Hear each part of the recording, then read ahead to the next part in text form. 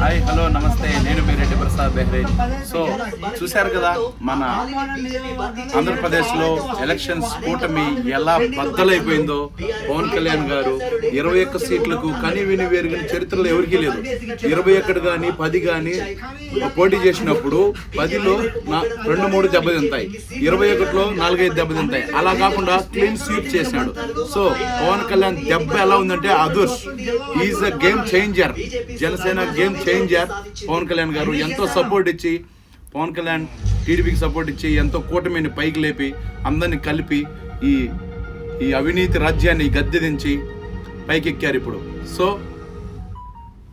మన తెలుగు ప్రజలందరూ సంతోషంతో పండగ చేసుకునే రోజు ఈ రోజు మనకు స్టార్ట్ అయింది. సో లెట్స్ సీ మన 9th రోజు ఎలా ఉంటుందంటే అలా ఉంటుంది. పవన్ కళ్యాణ్ కొన్నిదేళ్ల పవన్ కళ్యాణ్ అనబడే నేను ఎలా స్టార్ట్ అవుతుంటే ఆ ఉత్సాహం చూడాలనిపించి ఎంతో